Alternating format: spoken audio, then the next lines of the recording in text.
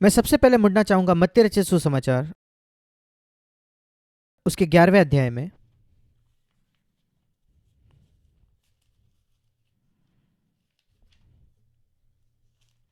ये इसलिए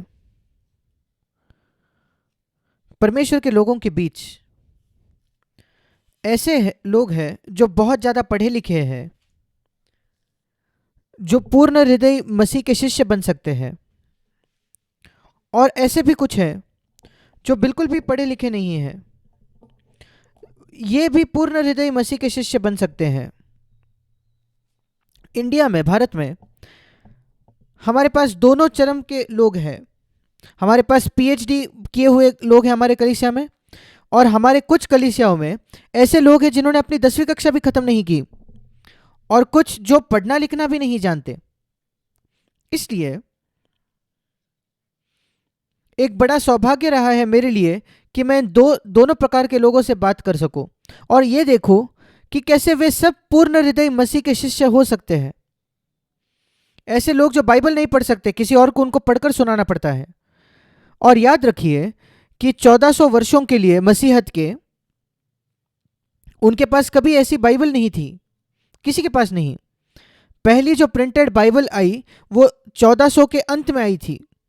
फिर क्यों परमेश्वर ने प्रिंटिंग की खोज मसीह आने से पहले क्यों नहीं होने दी?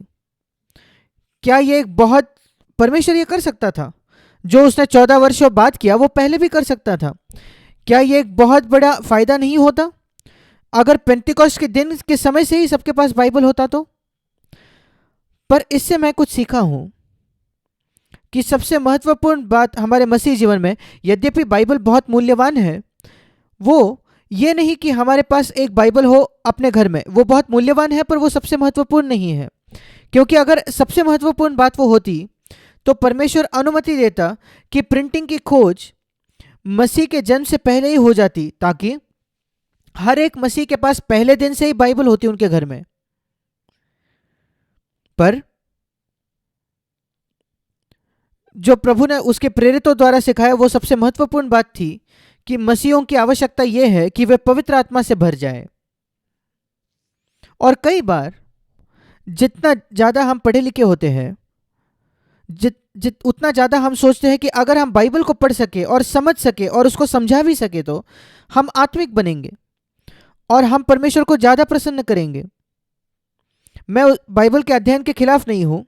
जिस समय मेरा नया जन्म हुआ उस समय से पहले 7 वर्ष मैंने बिताए बाइबल को अच्छे से अध्ययन करने में, और मेरी बाइबल के पूरा ज्ञान लगभग उस पहले 7 वर्षों पर है, जब मैंने बहुत अच्छे से उसको अध्ययन किया जितना समय मिलता था उसमें। पर मैंने इन वर्षों में ये पाया है, वो जो ज्योति और प्रकाशन पवित्र आत्मा की है वही सारी चीज़ों को जीवित हमारे लिए बनाती है। और मत्ती 11 अध्याय उसका 25 वचन, यीशु ने कहा, हे पिता, स्वर्ग और पृथ्वी के प्रभु, मैं तेरा धन्यवाद करता हूं कि तूने इन बातों को ज्ञानियों और समझदारों से छिपा रखा है। मतलब असली आत्मिक मूल्य उनको छिपा रखा है ज्ञानियों से और समझदारों से, और बालकों पर प्रकट किया है। बड़े अनपढ़ लोग भी नहीं, पर ऐसे बच्चे जो कभी स्कूल में ही नहीं गए। महत्वपूर्ण शब्द यहां यह है, प्रकट किया। प्रकट करना यह एक शब्द है जो पुराने नियम में नहीं पाया जाता। पुराने नियम में आपको प्रकाशन या प्रकटीकरण की आवश्यकता नहीं थी परमेश्वर की इच्छा समझने के लिए।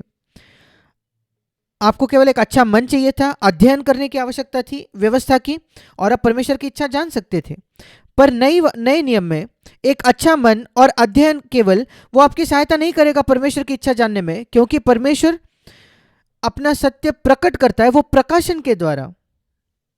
आगे जाकर अगर आप निकालो मत्ती 16 अध्याय, आप पाते हो जब यीशु ने पूछा कि लोग कौन कहते हैं मैं कौन हूं, 13 वचन में, मत्ती 16 उसका 13वां वचन, लोग क्या कहते हैं मैं कौन हूं? उन्होंने कहा, कुछ कहते हैं यूहन्ना बपतिस्मा देने वाला, कोई एलिया। अब ये बड़े बाइबल के ज्ञानी थे, पंडित थे इस्राएल में उस समय, और यीशु ने उनमें से किसी को नहीं चुना अपना शिष्य होने के लिए। और वो जो पंडित थे वे सोचते थे कि यीशु मसीह एलिया है, ये अच्छी बात है, कम से कम उन्हें लगा कि वो एक नबी है या यिर्मयाह है। पर पतरस ने कहा, जब यीशु ने उससे पूछा तू क्या कहता है मैं कौन हूं, तो पतरस ने कहा तू मसीह है, मसीह या मसाया, आने वाला जीवित पुत्र, परमेश्वर का पुत्र। और यीशु ने कहा शमौन तू बहुत धन्य है। क्यों शमौन धन्य था?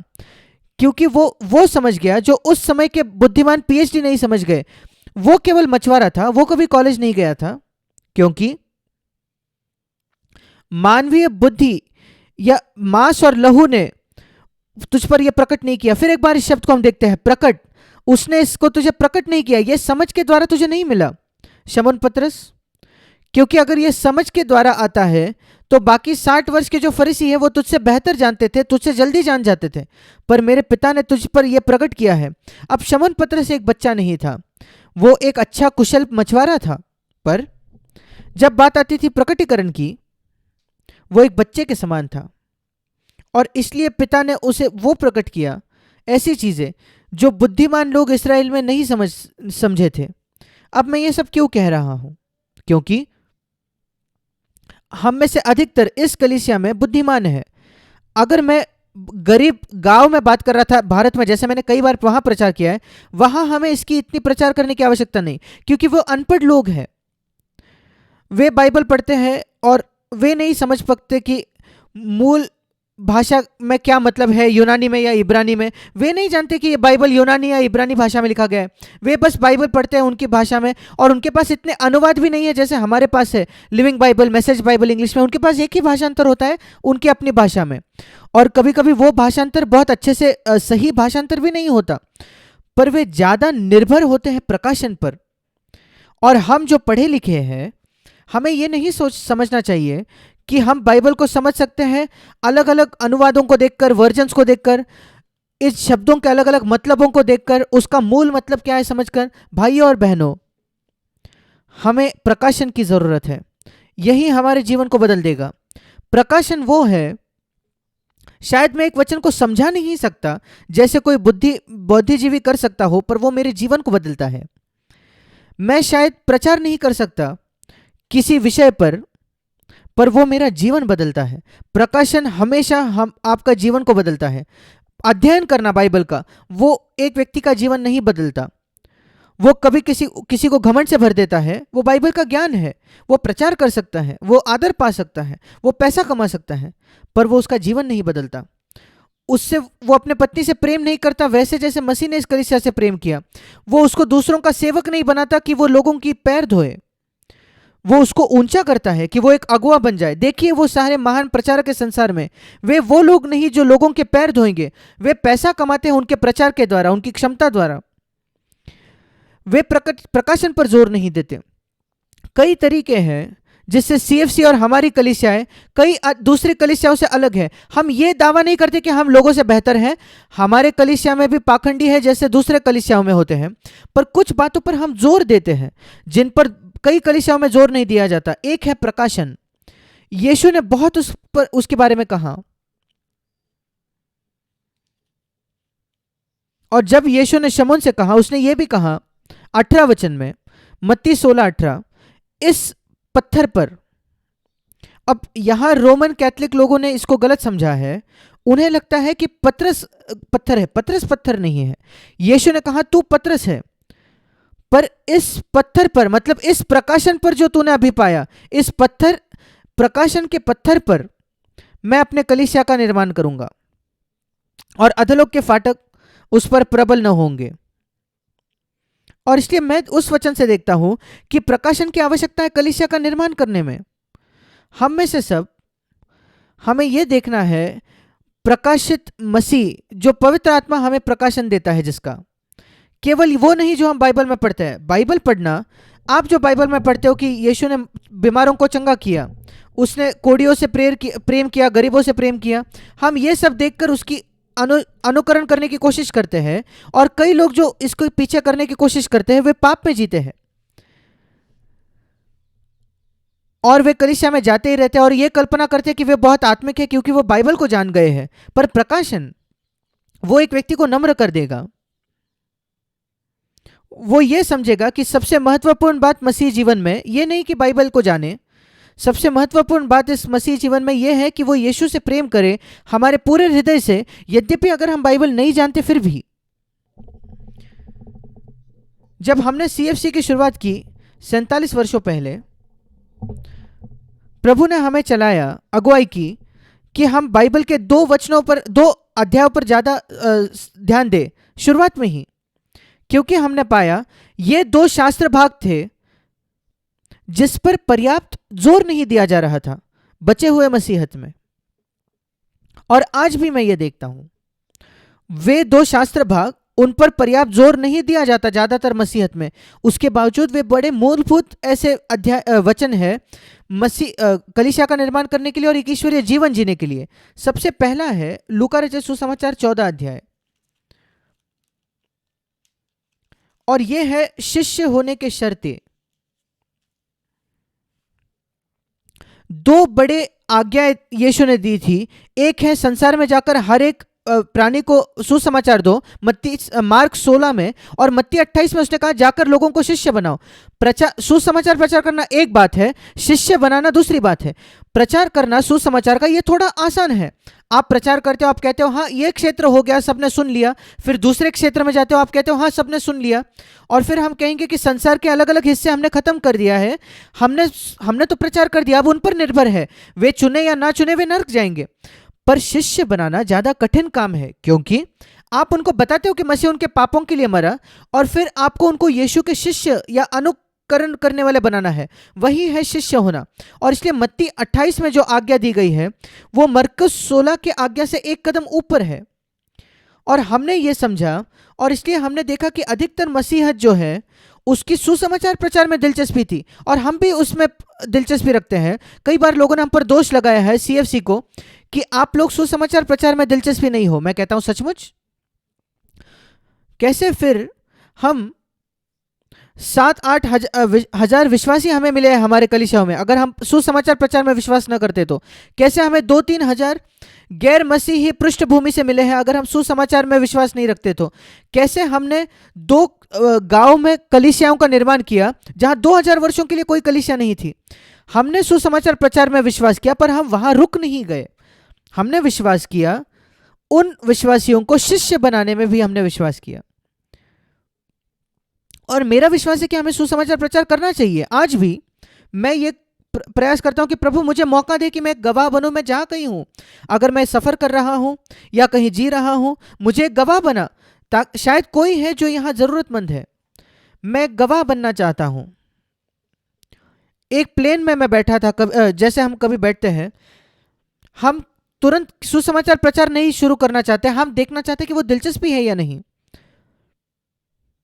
और इसलिए एक चीज जो आप कर सकते हो, जो मैं करता हूं, बाइबल खोलिए।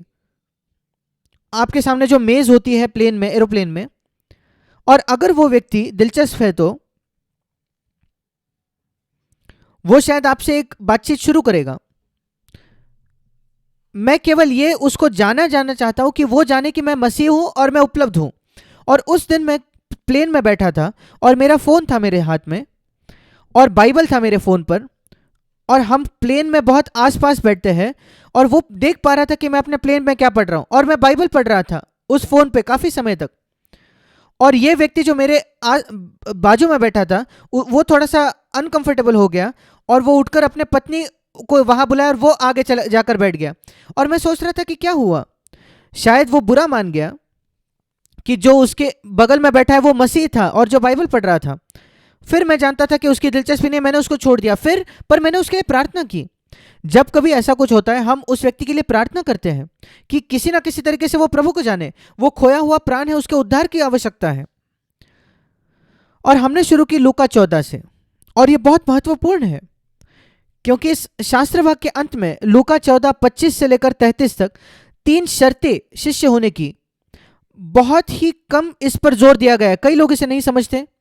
ये मूलभूत है और बिल्कुल नींव रखने वाली चीज है, और यहां हर एक व्यक्ति को समझना है 3 शर्तें। अगर आप ये 3 शर्तें पूरी नहीं करते तो आप शिष्य नहीं हो, आप मसीह के अनुयायी नहीं हो, और आप कलीसिया में एक नहीं हो सकते जिसका निर्माण यीशु कर रहा है। एक केवल बौद्धिक विश्वास, मेरा विश्वास है कि मसीह मेरे लिए मरा, और मैं हम अपने शब्दों से कहता हूं कि प्रभु यीशु मेरे हृदय में आ, आप कभी नहीं जानते कि कुछ हुआ है या नहीं। पर अगर आप एक शिष्य हो तो आप निश्चित जानते हो। और इसलिए इस शास्त्र भाग के अंत में 3 शर्तें दी गई है 25 से लेकर 33 वचन में। फिर वो तुलना करता है उसके 34 वचन में नमक से। हमेशा एक वचन को उसके संदर्भ में पढ़िए। उसने नमक की बात कहाँ की थी? उसने नमक की बात की शिष्य होने की बात करने के बाद। 25 से 33 वचन में शिष्यत्व की बात है, शर्तें। और फिर वो कहता है इसी प्रकार आपका नमक अच्छा होगा। और हम सब जानते हैं कि ऐसा भी नमक है जिसमें कोई स्वाद नहीं होता, वो दिखता नमक जैसा है पर वो अपना स्वाद खो चुका है और फिर वो बिल्कुल निकम्मा है। आप जानते हो कैसे थोड़ा सा ही नमक पर्याप्त है, वो भोजन में स्वाद लाता है। आपको पूरा चम्मच डालने की आवश्यकता नहीं, थोड़ा सा नमक आप तुरंत जान जाते हो कि यहां नमक है। और यीशु ने कहा ऐसा होना चाहिए हमारे साथ भी। हम जहां कहीं है, मुझे ऐसा लगता था उन दिनों में जब मैं नौसेना में था, हर एक व्यक्ति जो मेरे साथ काम करे वो जानना चाहिए कि मैं यीशु का एक अनुयायी हूं। और कभी कभी कुछ लोग नाराज हो जाते थे जो गैर मसीह थी वरिष्ठ अधिकारी थे, और कभी कभी वे मुझे कठिन परिस्थितियों में डालना चाहते थे। वे एक बुरा रिपोर्ट देते थे क्योंकि वो मसीहत से घृणा करते थे, वो ठीक है। पर ये समय थे मेरे जीवन में, मैं 23-24 वर्ष का, जिसने मुझे एक मजबूत मसीही बनाया। पर यह बहुत महत्वपूर्ण है, आप जहां कहीं हो मेरे भाई मेरे बहन, आपको नमक जैसा होना है जिसने अपना स्वाद नहीं खोया है। लोग शायद उनका नया जन्म ना होगा, पर उन्हें जानना चाहिए कि एक बार मेरे जीवन में मैं एक ऐसे मनुष्य से मिला जो एक सच्चा मसीही था। वो केवल नामधारी नहीं था, उसके बारे में कुछ था जो अलग है। उनको आपके विषय में ये कहना चाहिए, जो लोग आपके साथ काम करते हैं, जो लोग आपको अच्छे से जानते हैं, आपके रिश्तेदार जो आपको अच्छे से जानते हैं, वो ये बात जान जाए कि ये पुरुष ये स्त्री वो अलग है, ये औसत साधारण मसीही नहीं है, ये अलग है। हमें नमक जैसा होना है जिसके अंदर एक स्वाद है अपने बारे में। जब लोग हमारे संपर्क में आते हैं, हमसे बात करते हैं, हमसे सुनते हैं, हमें जानते हैं, उनको कहना चाहिए कि यह व्यक्ति अलग है औसत मसीह से। मैं आशा करता हूं कि इस कलीसिया के हर एक व्यक्ति के लिए ऐसा ही होगा। नमक अच्छा है, परंतु यदि नमक का स्वाद बिगड़ जाए, उसका नमक चले जाए, स्वाद चले जाए, फिर वो किस प्रकार का मसीह है? 35 वचन, किसी काम का नहीं। सोच कर देखिए, यीशु ऐसे शब्द का इस्तेमाल करता है, तुम किसी काम के नहीं हो, निकम्मे मसीही हो अगर आप अपना स्वाद खो चुके हो तो। यह बहुत कठोर शब्द है 35 वचन में उसने इस्तेमाल किया, किसी काम में नहीं। बाहर फेंक देने के योग्य है। सोचकर देखिए, यीशु मसीह एक ऐसे व्यक्ति के बारे में कह रहा है जो अपने आप को मसीह कहता है, तू किसी काम का नहीं। तुझे अपने आप को मसीह नहीं कहना चाहिए क्योंकि तू स्वाद को खो चुका है। तेरे आसपास के लोग तुझ में कुछ अलग नहीं देख पाते। तुम वही गंदे जोक करते हो, मजाक करते हो जो वो करते हैं, और तुम उनके गंदे मजाकों पर हंसते हो। शायद उन्हीं की तरह तुम अधर्मी हो या किसी और तरीके से आपकी दिलचस्पी उसी संसार की चीजों में जिनकी उनकी दिलचस्पी जहां है। यीशु कहता है तुम निकम्मे हो। वो नमक कहां है? यीशु ने 2 उदाहरण इस्तेमाल किए। ज्योति, ये दूसरा उदाहरण है, तुम जगत की ज्योति हो। ज्योति ऐसा कुछ है, आप तुरंत जान जाते हो। अगर आप किसी कमरे में प्रवेश करो, आप तुरंत जानते हो वहां ज्योति है या नहीं है। आप एक अंधेरे के कमरे में जाओ, तुरंत जानते हो वहां ज्योति नहीं है। यह नमक जैसा है, आप भोजन चक्कर ही जान जाओगे उसमें नमक है या नहीं। यही चुनौती है जो मुझे मिली, विशेषकर जब मैं बहुत अविश्वासियों से घिरा हुआ था। ऐसे जगह में मैं काम करता था। मुझे लगा लोगों को जानना चाहिए, शायद पहले दिन नहीं, पर कुछ हफ्ते मेरे साथ जीने के बाद उन्हें समझना चाहिए कि मैं अलग हूं। हम कई मसीहों को मिले पर यह व्यक्ति अलग है। आपके विषय में भी यही कहा जाना चाहिए मेरे भाई मेरे बहन, क्योंकि संसार ने कई प्रकार के मसीही देखे, पर उन्हें देखना चाहिए कि आप अलग हो। आपके बारे में एक स्वाद है। आप जब कमरे में आते हो तो एक ज्योति आ जाती है। वे गंदे मजाक करना बंद कर देते हैं जब आप उस भीड़ में आते हो। तो ऐसा होना चाहिए, और यही मतलब है नमक होने का। और फिर उसने क्या शर्तें बताई? 3 बातें। सबसे पहले 25 वचन, यीशु से पिता पत्नी बच्चे माता पिता से बढ़कर प्रेम करना, भाइयों बहनों से और प्राण से भी।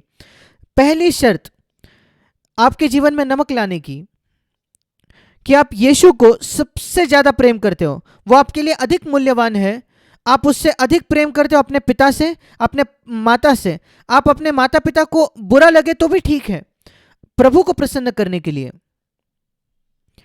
अब इसे ये याद रखें, ये वही यीशु है जिसने हमें अपने माता पिता का आदर करना सिखाया। हमने अपने माता पिता का आदर करना है, हमेशा सम्मान से बात कीजिए। पर बात आती है जो यीशु जिसके लिए खड़ा होता है, हम उनको नाराज करने के लिए भी तैयार है, हमारे माता पिता को भी, और ये कहने के लिए कि मुझे माफ कर दो पापा, मैं ये नहीं कर सकता, मैं एक मसीह हूं।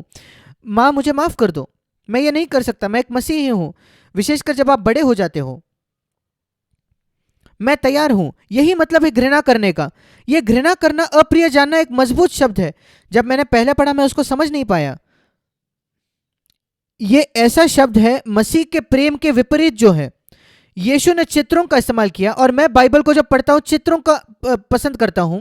और जो चित्र मेरे मन में आया 26 वचन पढ़ के, मेरे माता पिता के लिए मेरा प्रेम, और मेरे पत्नी के लिए, मेरे बच्चों के लिए, ये दूसरी बात है। पत्नी और बच्चे भी इसमें शामिल है। मुझे अपने पत्नी और बच्चों को मसीह से ज़्यादा प्रेम नहीं करना है। और मैंने उसको इस प्रकार देखा, जो सितारों का ज्योति है वो बहुत तेजोमय है। हम नहीं देख पाते क्योंकि वे हमसे बहुत दूर है, पर वे बहुत बहुत तेजोमय है। कुछ तारे जो है हमारे सूर्य से भी ज़्यादा तेजोमय है। और मेरे पत्नी, मेरे बच्चे और मेरे माता पिता का जो प्रेम है वो उन सितारों के ज्योति जैसा, रोशनी जैसा होना चाहिए। वो कभी अंधकार नहीं होना चाहिए। कोई अंधकार नहीं होना चाहिए मेरे जीवन में। मेरे माता पिता के लिए, मेरे बच्चों के लिए, मेरे पत्नी के लिए जो प्रेम है वो एक रोशनी समान होना चाहिए, उस सितारों की रोशनी के जैसे। पर दिन में जब सूर्य आता है, आप आकाश में देखो और आप कोई भी तारा नहीं देख पाते। वे गायब नहीं हो गए हैं, वे अब भी आकाश में ही है, पर रोशनी सूरज की इतनी तेजोमय है, तेजस्वी है कि ऐसा लगता है कि तारों का अस्तित्व ही नहीं है। यही चित्र मुझे मिलता है इस वचन से। जैसे मैंने कहा, मेरे माता पिता, पत्नी, बच्चों के लिए जो प्रेम मेरा है वो तारों की रोशनी जैसा होना चाहिए।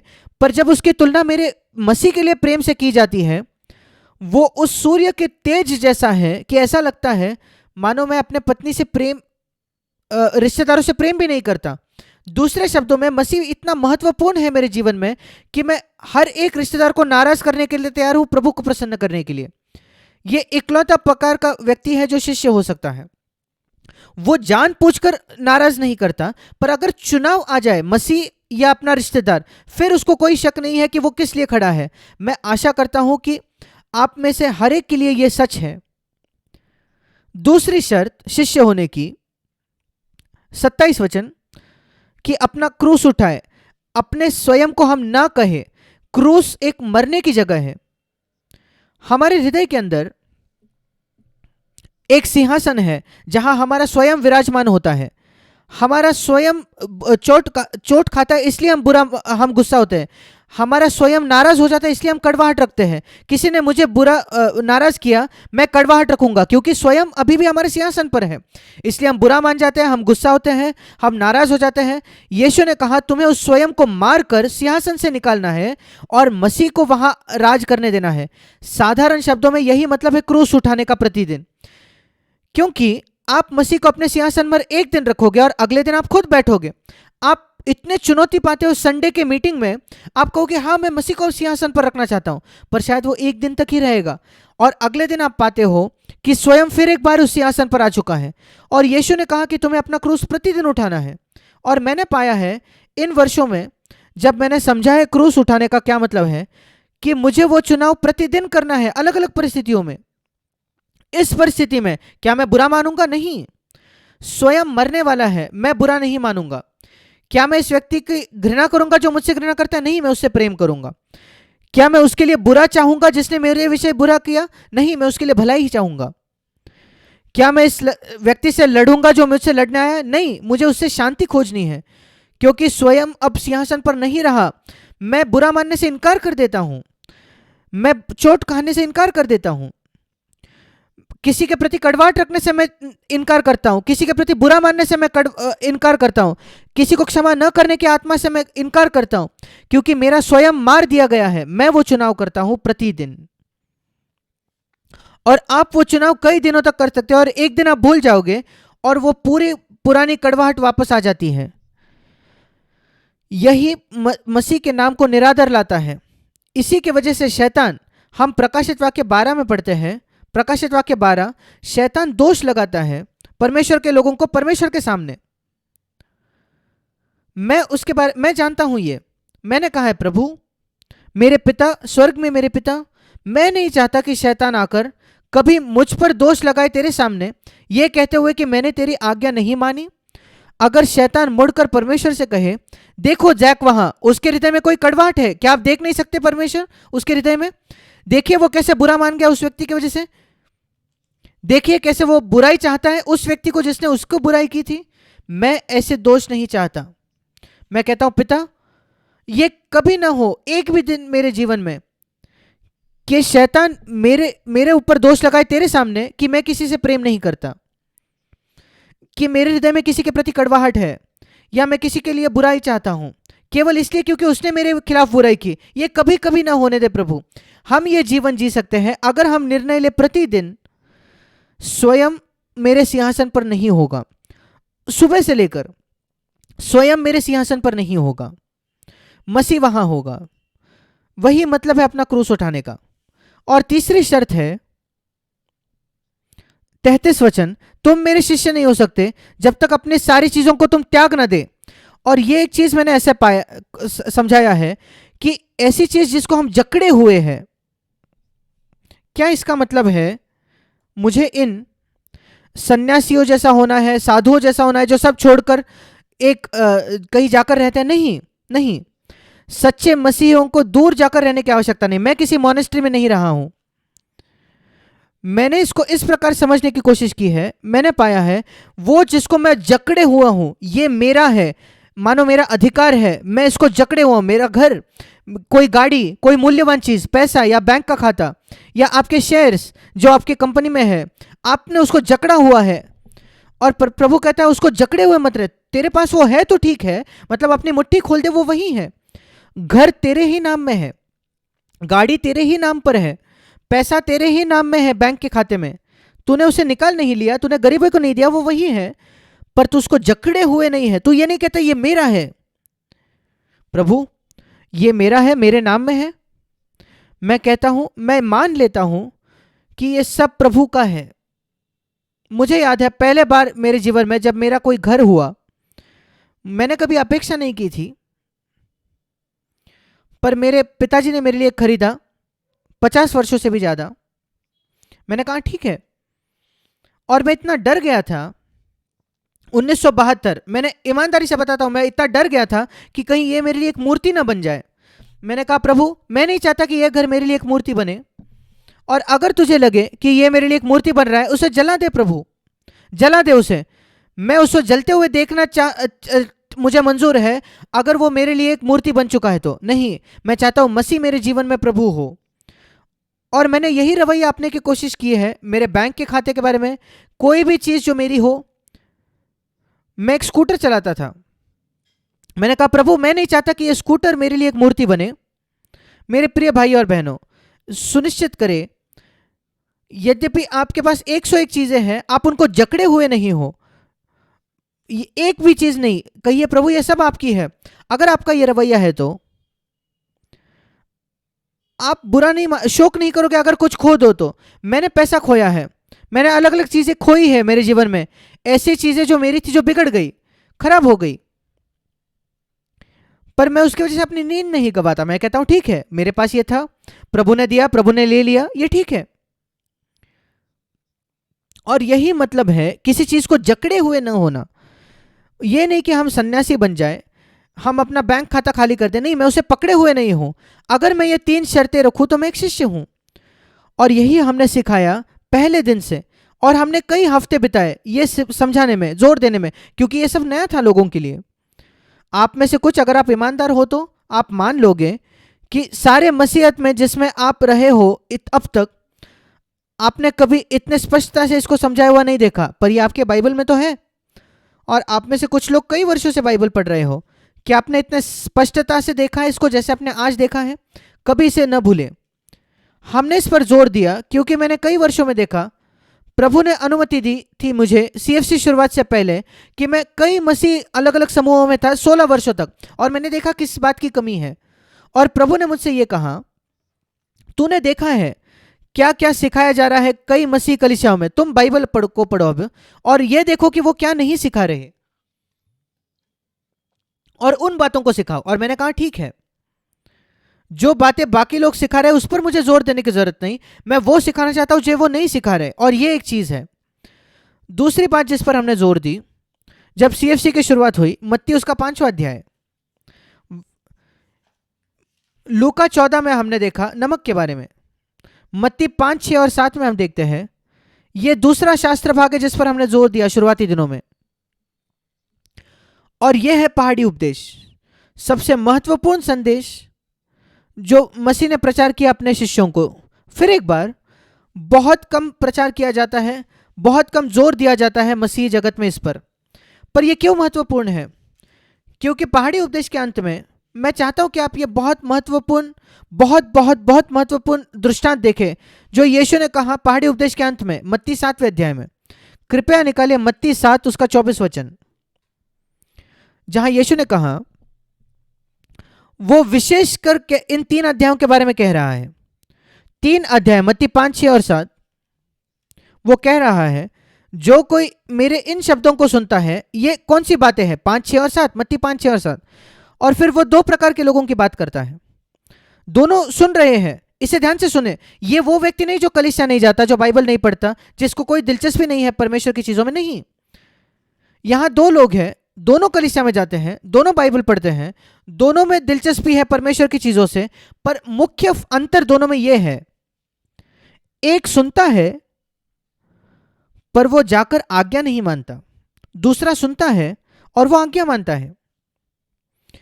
एक कलीसिया प्रति संडे जाता है, प्रतिदिन बाइबल पढ़ता है, पर वो आज्ञा ही नहीं मानता। दूसरा व्यक्ति यद्यपि वो बाइबल ना पढ़े प्रतिदिन, वो जो पढ़ता है उसे मानता है। क्या ज्यादा महत्वपूर्ण है? बाइबल को पढ़ना प्रतिदिन बहुत अच्छी आदत है, मैंने कोशिश की है यह आदत रखूं 60 वर्षों से भी ज्यादा, पर उससे भी महत्वपूर्ण यह है कि जो बाइबल कहती है उसे हम माने, उसकी आज्ञा माने। वही यीशु ने कहा पहाड़ी उपदेश के अंत में, क्योंकि तुमने ये सारी चीजें सुनी है, अब ये मत समझो कि क्योंकि तुम इसको सुन चुके हो या समझ गए हो या किसी ने आपको समझाकर बताया कि आप समझ गए, नहीं, आपको नहीं मिला है अब तक ये। और अंतर क्या है जो सुनता है और जो नहीं सुनता? क्या 1 डिग्री का छोटा सा अंतर है? क्या नहीं, एक बहुत बड़ा फर्क है उन दोनों में। जो व्यक्ति सुनता है, 24 वचन, 24 और 25 वचन, पर उसे मानता नहीं, वो एक ऐसे व्यक्ति के समान है, माफ कीजिएगा, जो सुनता है पर जो नहीं मानता, 26 और 27 वचन, वो एक ऐसे व्यक्ति के समान है जिसने अपने घर को बालू पर बनाया, रेत पर बनाया। उसने कहा बहुत सिरदर्द का काम है कि मैं एक नींव रखूं, यहां कितना पैसा जाएगा, कितना श्रम जाएगा, मैं एक अच्छा ऊपर का घर बहुत अच्छा बनाऊंगा, बहुत बड़ी बिल्डिंग बनाऊंगा, सब लोग उसको सराहेंगे। उसको कोई फर्क नहीं पड़ता था कि नीचे क्या है। हर एक इमारत के 2 भाग होते हैं, आप जिस घर में रहते हो उसके 2 भाग हैं, एक है छिपा हुआ जो दिखता नहीं, एक दिखता है। और आपका मसीह जीवन ऐसा ही है, एक अदृश्य भाग है जो कोई नहीं देख पाता, आपके पति पत्नी भी नहीं देख पाते, और एक दिखने वाला भाग है जो हर कोई देख सकता है। जो दिखता है वो अच्छा, वो महत्वपूर्ण है, हमारी अच्छी गवाही होनी चाहिए लोगों के सामने, हम संसार की ज्योति हैं। पर क्या आप जानते हो, हर एक इमारत में जो छिपा हुआ, जो नींव है, वही निर्धारित करता है कि ये इमारत खड़ी होगी या नहीं होगी। और जितना महत्वपूर्ण बिल्डिंग है, मतलब जितनी ऊंची बिल्डिंग है, उतना गहरा होना चाहिए नींव। वही यीशु कह रहा था। महत्वपूर्ण बात यह नहीं कि आप अपने बाहरी मसीह जीवन से क्या छवि बनाते हो लोगों पर, क्या एक छिपी हुई नींव है, छिपे हुए क्षेत्र में आपके जीवन के। याद रखिए, नींव छिपी हुई होती है। क्या एक मजबूत नींव है, हम ये कैसे जान सकते हैं? यहां अंतर दिया गया है। अगर आप सत्यों को सुन रहे हो कलीसिया में, जैसे आज सुन रहे हो या किसी और भी दिन, और आप उसको गंभीरता से नहीं लेते अपने दिन प्रतिदिन के जीवन में, शिष्यत्व या कोई भी और चीज, आप ऐसे व्यक्ति के समान हो जो केवल अच्छी छवि बनाना चाहता है लोगों के सामने। आपका निजी जीवन परमेश्वर के सामने, आपके छिपे हुए विचार, उससे आपको कोई फर्क नहीं पड़ता। मैं आपको यह कहना चाहता हूं सादे शब्दों में, अगर आप ज्यादा चिंतित हो कि आपकी बाहरी गवाही कैसी है, लोग आपके बारे में क्या सोचते हैं, आपके मसीहत के बारे में, इससे भी ज्यादा कि सर्वशक्तिमान परमेश्वर आपके विचारों के जीवन के बारे में क्या सोचता है, सर्वशक्तिमान परमेश्वर लोगों के प्रति आपके कैसे रवैये है उसके विषय में क्या सोचता है, मैं आपको बताना चाहता हूं यीशु आपको क्या कहता है। एक पाखंडी, कपटी व्यक्ति, ऐसा व्यक्ति जो एक अच्छी छवि बनाना चाहता है लोगों पर वो शुद्ध नहीं है अंदर से, ज्यादा दिलचस्प है मनुष्यों की राय में परमेश्वर की राय से ज्यादा। यह है वो मूर्ख व्यक्ति जो बालू पर बनाता है, उसे नींव रखने की कोई जरूरत नहीं है। वो कहता है कि कोई नींव देखेगा भी नहीं, मैं क्यों उस पर समय बिताऊं। ये वो मसीह है जो कहेगा कोई मेरे विचारों को नहीं देखता, मैं क्यों शुद्ध रहूं, कोई मेरा रवैया नहीं देखता लोगों के प्रति, मैं क्यों सतर्क रहूं उसके बारे में। मुझे सतर्क होना है कि मैं एक अच्छी छवि बनाऊं, मैं लोगों से प्रेम करता हूं, मैं अच्छी तरीके से बात करता हूं, सब लोगों की एक अच्छी राय है, क्योंकि मैं एक भला दयावान व्यक्ति हूं, मैं कोमल व्यक्ति हूं, मैं बहुत उदार व्यक्ति हूं। बहुत आसान है कीर्ति बना लेना, ऊपर की इमारत, ऊपर का ढांचा, पर यीशु ने कहा अगर उसकी नींव नहीं है तो गुप्त स्थान में आज्ञा मानना जहां कोई आपको नहीं देखता, तब आज्ञा मानना जब आप अपने आप अकेले हो। दूसरे शब्दों में, आप अपने पत्नी से कैसे बात करते हो घर में, या अपने पति से, यह नहीं कि आप अपने दोस्तों से कैसे बात करते हो, वो इतना महत्वपूर्ण नहीं है, हर कोई तो देखता है।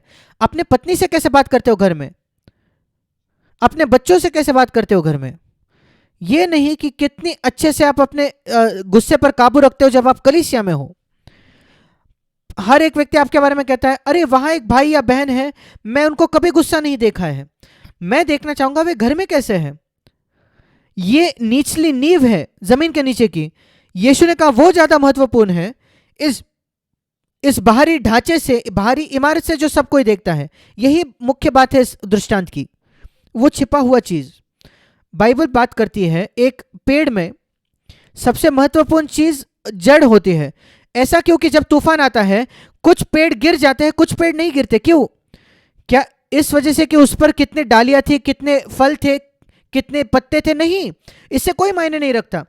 एक पेड़ की सामर्थ उसके छिपे हुए चीज में होती है, जमीन के नीचे। एक इमारत की सामर्थ जो छिपा हुआ है जमीन के नीचे, उसके जड़, वो झाड़ नहीं गिरा, पेड़ नहीं गिरा क्योंकि उसकी जड़ मजबूत थी। यह बिल्कुल साफ है। और बाइबल बताती है, यीशु ने भी बात की पेड़ के बारे में और जड़ होना। इन सारी चीजों में महत्वपूर्ण चीज जो आती है, आपका छिपा हुआ जीवन, वो ज्यादा महत्वपूर्ण है आपके दिखने वाले जीवन से। परमेश्वर आपके विचारों के बारे में क्या सोचता है, आपके रवैये और आपके मकसद, 3 क्षेत्रों के बारे में सोचिए। आपके विचार, कोई उन्हें नहीं देख सकता। आपका रवैया लोगों के प्रति, कोई उन्हें नहीं देखता। और किस मकसद से आप चीजों को करते हो। ऐसे लोग हैं जो परमेश्वर के वचन का प्रचार करते हैं, उनका मकसद है पैसा कमाना, उनका मकसद है आदर कमाना। हम नहीं जानते वो, हमें लगेगा कि वे अद्भुत लोग हैं, अद्भुत प्रचारक है, पर परमेश्वर मकसद देखता है। ये 3 बातें, विचार, मनोभाव और मकसद, ये 2 दिखने वाली चीजों से ज्यादा महत्वपूर्ण है। दिखने वाली बातें हमारे शब्द और हमारे काम हैं। हम बहुत सतर्क होते हैं हमारे शब्दों से और हमारे कामों से, विशेषकर उन लोगों के बीच जिनकी राय हमारे लिए मायने रखती है। मैं आपको बताना चाहता हूं मेरे भाई, मेरे बहन, अगर आप परमेश्वर का भय रखते हो, आप ज्यादा दिलचस्प होगे आपके विचारों में, जो आपके मन में चलते हैं दिन भर, जिसे कोई नहीं देख पाता। आपका रवैया लोगों के प्रति, विशेषकर उसके प्रति जो आपसे घृणा करता है, आपसे नफरत करता है, आपकी बुराई करता है, क्या उसके प्रति आपका ऐसा रवैया है प्रेम का और दया का, क्षमा का? और आपका मकसद, जिस मकसद से आप अच्छे काम करते हो, यह चिन्ह है एक ऐसे व्यक्ति का जिसकी एक अच्छी नींव है। जब आंधी आएगी वो पेड़ नहीं हिलेगा, वो पेड़ नहीं उखड़ा जाएगा। ऐसा क्योंकि जब कोई आंधी आती है आपके घर में, आपके जीवन में, आप अचानक अलग बर्ताव करने लगते हो, मसीह जैसे बर्ताव नहीं करते। मैं आपको बताता हूं क्यों। जब आंधी तूफान आया, जब तूफान नहीं था आपकी पेड़ अच्छे से खड़ा था, पर जब तूफान आया आपके घर में, अचानक तूफान आ गया आपके आर्थिक गतिविधियों में और आपका पेड़ गिर चुका है। क्यों? इसका इसका कोई ताल्लुकात नहीं है आपके बाइबल के ज्ञान से। बाहरी तो सब अच्छा था, पर आपकी नींव अच्छी नहीं थी, आपके जड़ अच्छे नहीं थे, मजबूत नहीं थे। और यीशु ने कहा ये एक व्यक्ति का घर पूरी तरीके से नाश हो गया, टूट गया, उसकी कोई नींव नहीं थी। उसने सुना पर उसने माना नहीं। दूसरा व्यक्ति, उसने समय लिया नींव बनाने में, उसने बहुत समय लगाया, कई महीने लग गए एक अच्छी नींव बनाने की। जब तक इसकी नींव बन रही थी, मूर्ख व्यक्ति का घर बन चुका था और संसार के आंखों में वो दूसरा व्यक्ति बुद्धिमान लग रहा था, क्योंकि बहुत कम पैसे से उसने घर बनाया। ये व्यक्ति अब भी संघर्ष कर रहा है, नींव बना रहा है, सबको लगा ये मूर्ख है। पर रुकिए, जब तक तूफान नहीं आता। जब तूफान आएगा, आंधी आएगी, तब आप देखो कौन मूर्ख है कौन बुद्धिमान है। तब इंतजार करके देखिए कब आपके जीवन में तूफान आता है, कोई विपत्ति आती है। वो दिन है आप जानोगे कि आपकी नींव कितनी गहरी है।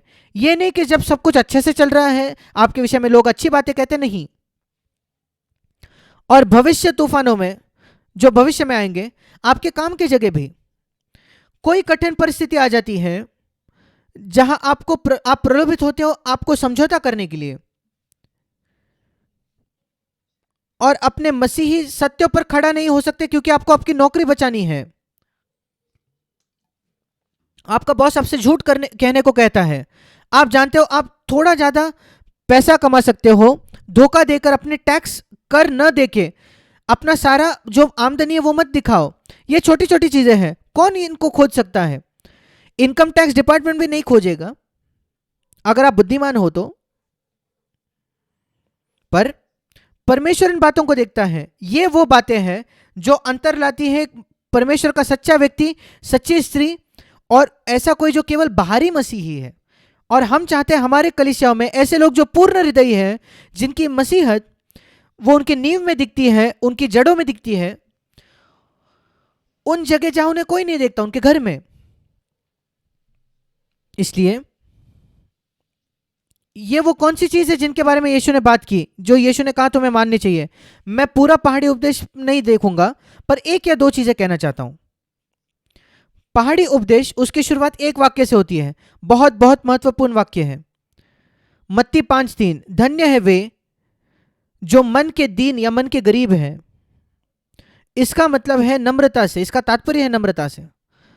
सबसे महत्वपूर्ण बात नम्रता है। इसके पहले यीशु ने कहा उसने चीजों को प्रकट किया है अपने सत्यों को बच्चों पर, बालकों पर। बालकों के पास क्या है जो आपके पास और मेरे पास नहीं है? एक ही गुण है जो बच्चों के पास है, आपके पास और मेरे पास नहीं है। हमारे पास उनसे ज्यादा ज्ञान है, हमारे पास उनसे ज्यादा अनुभव है, पर बालकों के पास ज्यादा नम्रता है हमसे। हम में से कोई भी नहीं एक बच्चे की बराबरी नहीं कर सकता नम्रता में। वो छोटा बच्चा, 1 महीने का बच्चा, वो जो पड़ा है झोली में, उसके हृदय में शून्य घमंड है। अगर आप उसके विचारों में देख पाओ, वो ये नहीं सोच रहा मैं कितना चतुर हूं, मैं कितना सुंदर हूं, नहीं। वो शायद बहुत सुंदर होगा पर वो ऐसा सोचता नहीं। नम्रता। यीशु ने कहा परमेश्वर अपने सत्य को प्रकट करता है बच्चों पर। मुझे याद है जब मैंने उस वचन को पढ़ा मत्ती 11 में, जिससे हमने शुरुआत की थी, मैंने कहा प्रभु मैं क्या करूं? मैं मूर्ख नहीं हूं, मेरे पास मैं बुद्धिमान हूं, मेरे पास एक अच्छा मन है, अच्छी बुद्धि है, पर यह मेरी उपलब्धि नहीं है। मैं क्या करूं? मैं इसके साथ जन्मा था। अगर आप बुद्धिमान हो, याद रखिए कि एक उपलब्धि नहीं है, आप उसके साथ जन्मे हो। यह मत सोचो कि आप किसी से बेहतर हो उसके वजह से। आपके जो जीन्स थे, आपको एक बुद्धिमानी उसके वजह से मिली और आप उसके लिए जिम्मेदार नहीं, आपको मिल गया। कोई मूर्ख पैदा होता है, ठीक है, वो वैसे पैदा हुए, उनको तुच्छ ना जाने। मैंने कहा प्रभु तूने अगर सत्य को बुद्धिमानों से छिपाया तो मैं क्या करूं? मैं तो बुद्धिमान हूं, इसलिए नहीं क्योंकि मैंने उसको हासिल करने के लिए कुछ किया, मैं उसके साथ जन्मा था, एक अच्छे दिमाग के साथ मेरा जन्म हुआ। क्या इसका यह मतलब है तू मुझसे चीजों को छिपाएगा? और प्रभु ने कहा तू एक बच्चे समान हो सकता है अगर तू चाहे तो। तू बुद्धिमान हुआ तो भी तू अपने आप को नम्र कर सकता है और यह मान सकता है कि इस संसार की चीजों में भी और संसार के काम में भी तू बुद्धिमान हो सकता है। पर जब बात आती है बाइबल की, एक बच्चे के समान उसके पास आओ। फिर मैं रहस्य को समझ गया। मुझे बाइबल के पास मेरे दिमाग के साथ, मेरे बुद्धिमानी के साथ नहीं आना है। मैं उससे कुछ नहीं प्राप्त करूंगा। मुझे ज्ञान मिलेगा, मुझे जानकारी मिलेगी जिससे मैं लोगों पर अच्छी छवि बनाऊं, पर मैं प्रकाशन नहीं प्राप्त करूंगा जो मेरे जीवन को बदलता है। मैं प्रकाशन नहीं प्राप्त करूंगा जो मेरी सहायता करेगा गुस्से पर काबू पाने में, जिससे मैं गंदे विचारों पर जय पाऊं। नहीं, मेरे पास केवल ज्ञान होगा जिससे मैं दूसरों को प्रचार कर पाऊं। मैंने कहा प्रभु मेरी सहायता कर। मैं तेरे बाइबल के पास एक छोटे बच्चे के समान आना चाहता हूं, न जानते हुए।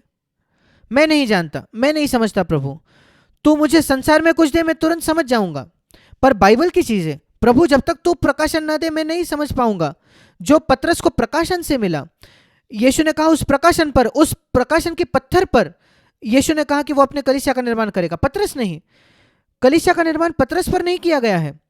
धन्य है पतरस, क्योंकि मेरे पिता ने तुझ पर यह प्रकट किया है, तुझे प्रकाशन दिया है। और यीशु ने कहा इस प्रकाशन की पहाड़ पर मैं अपने कलीसिया को बनाऊंगा। और मैं समझ गया, अगर मैं कलीसिया का निर्माण करना चाहता हूं जो परमेश्वर को प्रसन्न करता है, मुझे प्रकाशन चाहिए। और मुझे लोगों को प्रोत्साहित करना है कि वो प्रकाशन पाए पवित्र आत्मा के द्वारा। परमेश्वर की आत्मा को बुद्धिमानी और प्रकाशन का आत्मा कहा गया है। मेरे प्रिय भाई और बहनों, जब आप बाइबल को पढ़ते हो, प्रकाशन को खोजें जानकारी से भी ज्यादा। इसलिए उसके लिए आपको सबसे पहले आत्मा में दीन, आत्मा में गरीब होना जरूरत है। प्रभु मैं नहीं समझता। मैं तो इसकी तुलना करता हूं एक ऐसे व्यक्ति से जो पैसे में गरीब है, उसके पास कुछ नहीं है। वो क्यों भारत में जाकर भीख मांगता है? भारत में लोग घर घर जाकर भीख मांगते हैं प्रतिदिन। क्या आप मुझे कुछ दे सकते हो? अगर आप उनसे कहो मैंने कल 10 रुपए दिए थे, वो कहेगा वो तो खत्म हो गए श्रीमान, मुझे और दो। प्रतिदिन वो गरीब है। मैंने ऐसे लोगों को देखा है जो भारत में भिखारी है। और प्रभु ने मुझसे कहा मुझे ऐसा होना है जब मैं परमेश्वर के पास आता हूं। प्रभु ऐसी कई चीजें जो इस संसार में मैं जानता हूं, बाइबल की चीजें मैं अपने सिर में जानता हूं, पर प्रकाशन जब तक तू मुझे ना दे मैं खाली रहूंगा। मुझे प्रकाशन दे प्रभु जो मेरे जीवन को बदल दे। मैं कैसे जान सकता हूं प्रकाशन के बीच में और जानकारी के बीच, ज्ञान के बीच? ज्ञान मेरे जीवन को नहीं बदलता। ज्ञान मुझे घमंडी बनाता है, प्रकाशन मुझे नम्र बनाता है। प्रकाशन मेरे जीवन को बदलता है, वो उसके द्वारा मैं अपने पत्नी से प्रेम करता हूं। प्रकाशन मजबूर करता है कि मैं अपने विचारों के बारे में सतर्क रहूं। प्रकाशन मुझे अपने रवैयों में सतर्क बनाता है, मकसदों में सतर्क बनाता है। प्रकाशन वो नम्र लोगों को दिया जाता है। एक और वचन मैं आपको दिखाना चाहता हूं, मत्ती 5 उसका 20 वचन।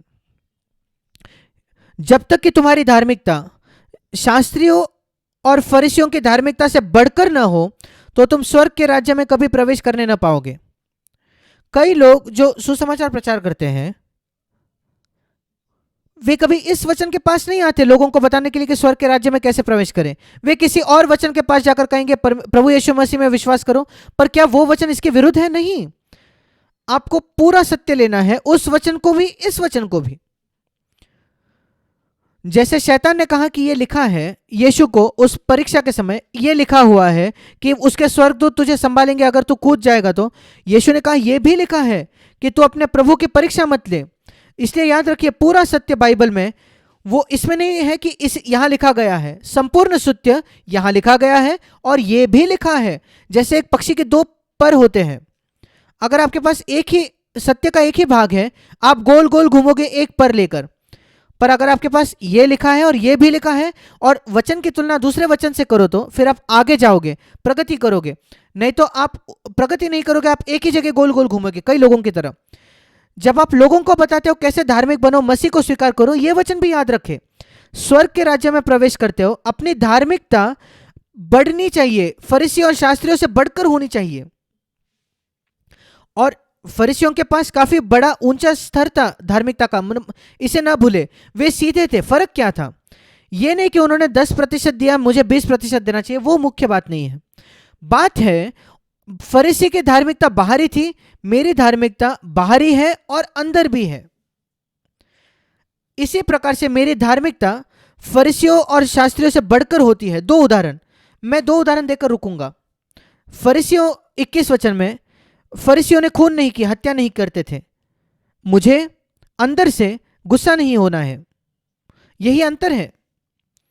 और एक उदाहरण 27 वचन, फरीसी व्यभिचार नहीं करते, मैं अपने मन में भी लालसा नहीं करता। दो ही उदाहरण दिए, आप मत्ती 5, 6 और 7 निकालिए। आप कई और उदाहरण देखोगे बचे हुए मत्ती 5, 6 और 7 में, जहां यीशु एक विरोधाभास करता है 20 वचन में। यहां फरीसियों की धार्मिकता है, तुम्हारी धार्मिकता ऐसी होनी चाहिए। उन्होंने कहा खून मत करो, मैं कहता हूं गुस्सा मत हो। उन्होंने कहा व्यभिचार मत करो, मैं कहता हूं लालसा मत करो। उन्होंने कहा झूठ मत कहो जब तुमने शपथ खाई है, मैं कहता हूं कभी झूठ मत कहो। उन्होंने कहा प्रार्थना करो, मैं कहता हूं प्रार्थना करो पर लोगों पर छवि बनाने के लिए नहीं, गुप्त में परमेश्वर के सामने प्रार्थना करो। हमेशा यह विरोधाभास दिया गया है। एक है ऊपरी ढांचा जो सब देख सकते हैं, और दूसरा छिपा हुआ है। गुस्सा ऐसा कुछ है, सबोपदेशक में लिखा है गुस्सा एक मूर्ख के हृदय में होता है। आप शायद उसको व्यक्त भी नहीं करते। हम गुस्सा हो सकते हैं आपके हृदय में और कभी एक शब्द नहीं बोलते गुस्से से। सबोपदेशक में लिखा है कि आप एक मूर्ख हो।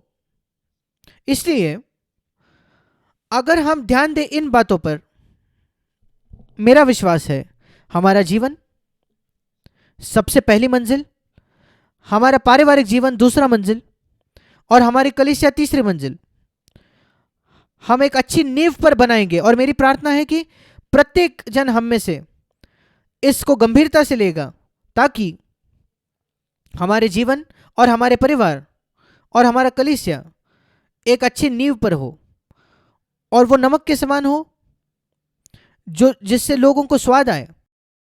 आमीन।